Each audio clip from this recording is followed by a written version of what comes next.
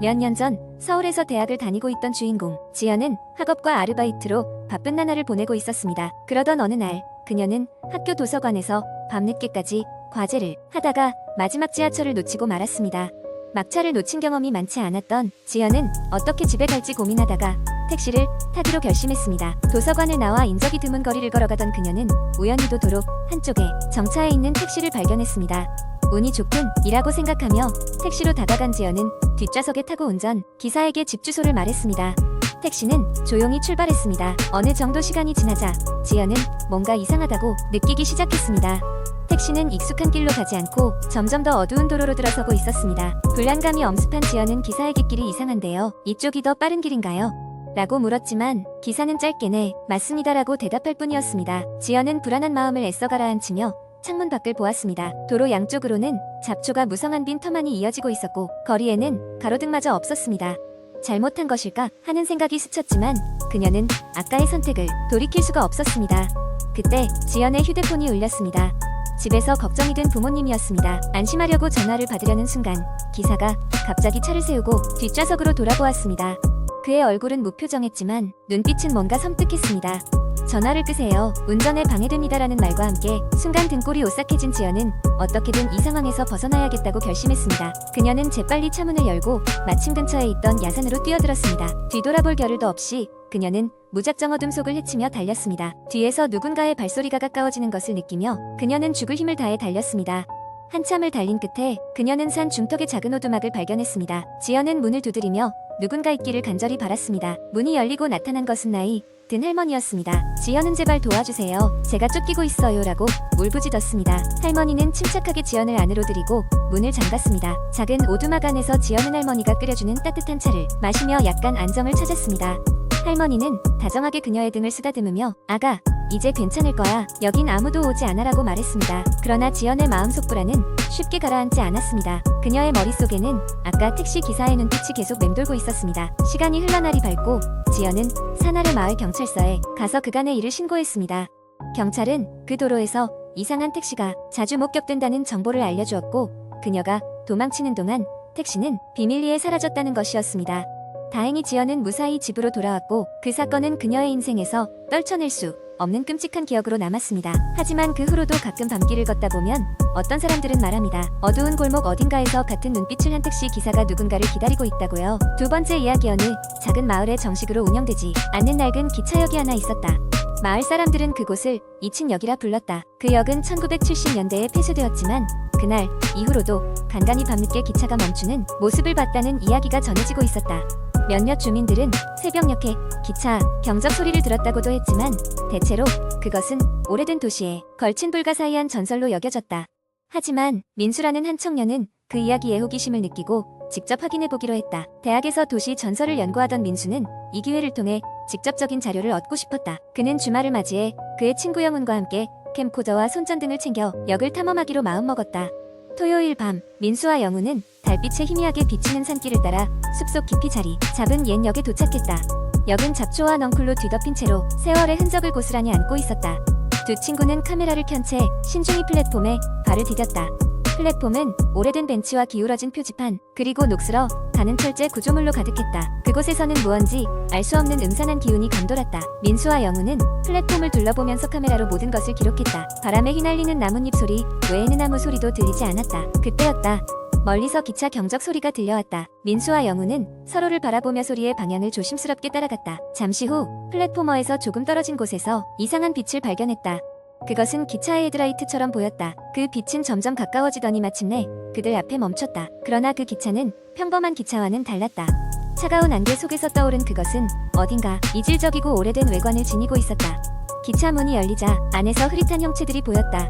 과거 여객을 나르고 다녔던 사람들이 그대로 남아있는 듯한 모습이었다. 고요한 순간이 지나고 두 친구는 자신들도 모르게 기차에 발을 들여놓았다. 그들의 몸은 마치 누군가에 의해 조종당하는 듯 움직였다. 통로를 따라 안쪽으로 걸어가자 낯선 얼굴들이 눈에 띄었다. 모두 옛날 복장을 하고 있는 사람들이었다. 얼굴이 창백하고 무표정한 그들은 민수와 영훈을 흘깃 쳐다보았다가 다시 자신들의 세상으로 돌아갔다. 기차는 곧 출발했다. 무섭도록 조용한 움직임이었다. 창밖으로 보이는 경치는 기이했다. 현실 세계와는 다른 무언가 초현실적인 풍경이 끝없이 펼쳐졌다. 민수와 영우는 두려움에 질렸지만 이상하게도 그 기차에서 내릴 수 없었다. 기차는 몇 번의 정거장을 지나갔다. 매번 정거장에서는 새로운 승객들이 탑승했다. 하지만 그들도 모두 오래된 복식의 사람들이었다. 기차는 마치 비공간을 떠도는 망경들의 집합체처럼 보였다. 얼마나 시간이 흘렀을까? 갑자기 기차는 큰 소리와 함께 멈추었다. 두 친구는 뒤로 넘어질 뻔했지만 가까스로 균형을 잡았다. 그때 문이 열리고 어딘가 익숙한 풍경이 그들의 눈앞에 펼쳐졌다. 그들은 원래 그들이 기차에 탑승했던 역으로 돌아와 있었다. 아까와 다를 바 없이 역은 조용했고 짙은 안개만이 그들 주변을 덮고 있었다. 허겁지겁 기차에서 내린 두 친구는 빠르게 플랫폼을 빠져나왔다. 그들과 함께 온 것처럼 보였던 안개도 기차가 떠나자 서서히 사라졌다. 민수와 영우는 믿을 수 없는 경험에 정신이 혼미했지만 이내 기차가 다시 출발하는 소리를 들었다. 뒤돌아보니 기차는 이미 저 멀리 사라지고 없었다. 다음날 아침, 민수는 밤새도록 찍은 캠코더를 확인했다. 하지만 화면에는 처음 역에 도착했을 때의 모습만 흐릿하게 담겨 있었고 기차가 등장한 순간부터의 영상은 온통 잡음뿐이었다. 영훈과 함께한 지난 밤의 경험은 마치 꿈처럼 느껴졌다. 그들은 다짐했다. 다시는 그 역에 가지 않기로. 그리고 그날 이후로 두 사람은 누구에게도 그날의 일을 이야기하지 않았다. 하지만 민수의 머릿속에는 여전히 그 기차의 마지막 경적 소리가 맴도는 듯했다. 이후로 마을에서는 밤마다 기차 소리를 듣는 사람들이 늘어났다는 소문이 돌았다. 잊힌 역은 쉽게 그 존재를 잊혀주지 않는 것 같았다. 시간은 흘렀지만 그곳은 여전히 과거와 현실 그리고 비현실 사이를 달리는 기차가 머무는 장소로 남아 있었다. 세 번째 이야기. 서울의 한 아파트 단지에 사는 주인공 민주는 어느 날 퇴근하면서 이상한 전단지를 발견했다. 전단지에는 검은색 배경에 붉은 글씨로 이렇게 적혀 있었다. 더 이상 찾지 마시오. 당신의 영혼을 데리러 올 것입니다. 놀란 마음의 민주는 그 전단지를 급히 길가에 쓰레기통에 버렸다. 하지만 집에 도착한 그는 불길한 쾌감을 떨칠 수 없었다. 으스스한 기운이 그의 목덜미를 스쳐 지나가는 듯한 느낌이 들었고 갑자기 전등이 깜빡이기 시작했다. 그는 그냥 오래된 전등이라 그럴 거라며 스스로를 안심시키며 곧바로 잠에 들었다. 그러나 그날 밤 민주는 이상한 꿈을 꾸었다. 자신이 전에 본 적 없는 낯선 공간에 서 있었고 그곳은 짙은 안개로 가득했다. 안개 속에서 희미한 실루엣들이 서서히 다가오는 것이 보였다. 그들은 무언가 말하고 있는 것처럼 보였지만 소리는 들리지 않았다. 꿈속에서 민주는 얼어붙은 듯 숨지길 수 없었고 땀을 흘리며 깨어났다. 다음날 아침 출근길에 민주는 또다시 그 전단지를 보았다. 이번엔 더 많은 양이 길가에 뿌려져 있었다. 더욱 기이한 것은 전단지에 문구가 달라졌다는 점이었다. 쓸데없는 호기심이 당신을 위험하게 합니다. 민주는 오싹한 기분으로 발걸음을 서둘렀다. 며칠이 흘렀지만 민준의 불길한 꿈과 전단지는 계속되었다. 어느 날 그는 결국 참지 못하고 그 전단지가 어디서 오는 것인지 알아보기로 결심했다. 아파트 CCTV를 확인해보니 놀랍게도 새벽마다 검은 후드를 쓴 인물이 전단지를 뿌리고 있었다. 하지만 그 인물의 얼굴은 어딘가 흐릿하게 찍혀 제대로 식별할 수가 없었다. 그날 밤 민주는 평소보다 더 깊은 불안감에 휩싸여 있었다. 전등이 갑자기 깜빡이더니 이내 전원이 나가버렸다. 핸드폰 불빛을 켜고 보니 거실의 유리창에 무언가가 적혀 있었다. 다시 경고합니다. 멈추지 않으면 당신의 차례가 될 것입니다. 공포에 질린 민주는 즉시 경찰에 신고했다. 경찰은 사건을 조사하기 위해 출동했고 민준과 함께 CCTV를 다시 확인했다. 그런데 놀랍게도 이번엔 전단지를 뿌리는 인물이 민준 자신인 것으로 나타났다. 깜짝 놀란 민주는 절대로 그런 일을 한 기억이 없다고 강하게 부정했지만 영상 속 인물은 분명히 그였다. 경찰은 주시할 것을 권고하며 돌아갔고 민주는 혼란에 빠졌다. 그날 밤은 유난히 길고 어두웠다. 마치 자신이 감시받고 있는 듯한 이상한 느낌에 시달리며 민주는 거의 뜬 눈으로 밤을 샜다. 그리고 새벽녘 거실에서 작은 소리가 들렸다.